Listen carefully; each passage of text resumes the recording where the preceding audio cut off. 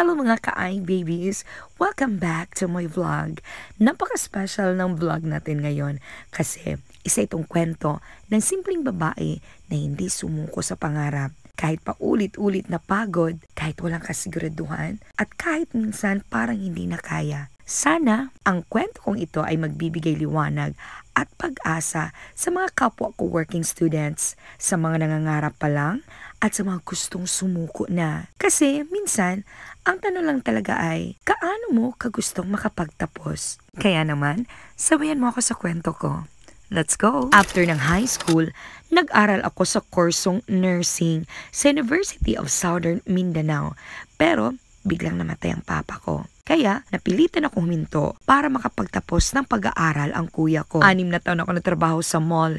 Hindi madali, pero tinanggap ko ang hamon ng buhay. During those years, kumuha ko ng vocational course sa Adventure College, 2 years information technology. Nakapagtapos ako at tuloy pa rin ang sipag, tuloy pa rin ang pangarap. And God's grace, nakapagtrabaho ang kuya ko sa barko at tinulungan niya ako makapag-aral ulit sa kolehiyo sa Coriaso College.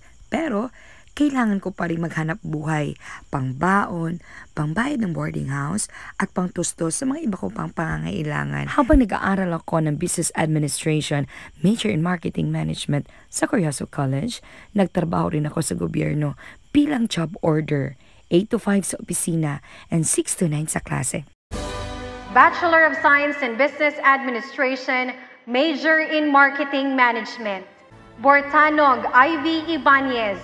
At dahil pandemic, naging isa ako sa first batch virtual graduates.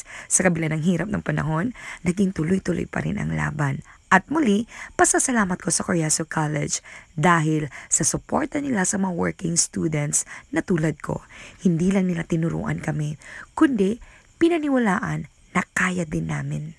And God's grace na nakapagtapos ako ng pag-aaral, nakahanap ako ng mas magandang trabaho sa Paramount Savings and Credit Cooperative as marketing officer. Pero, hindi pa rin doon nagtatapos ang pangarap ko. Nag-enroll ako at kumuha ng kursong Masters in Public Administration sa Coriaso College pa rin. Working students pa rin ako.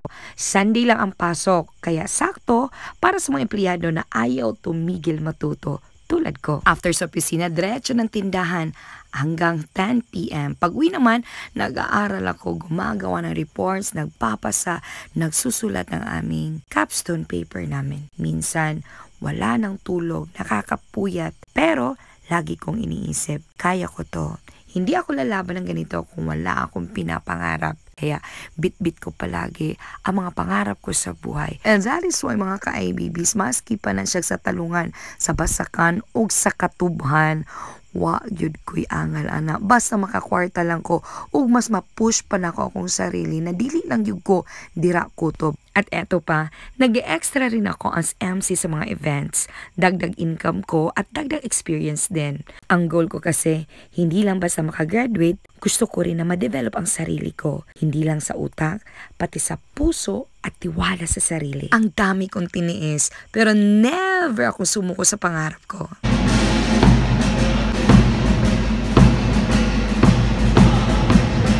Bortanog Ivy Ibanez, capstone title, The Influence of Self-Determination on Community Spirit among Calagan Gen Z.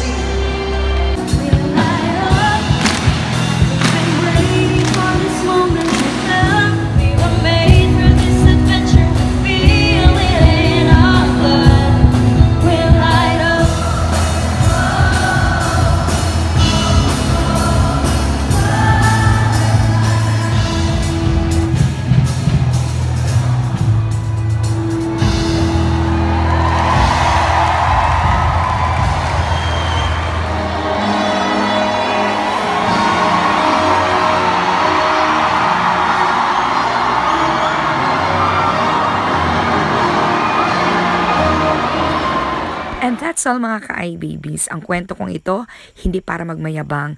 Gusto ko lang kayong i-remind na hindi mahalaga kung saan ka nanggaling o gaano katagal bago ka makarating. Ang mahalaga, hindi ka titigil. Pwedeng mapagod pero huwag kang susuko. Pwedeng mabagal pero huwag titigil. Walang imposible sa taong may dasal at diskarte.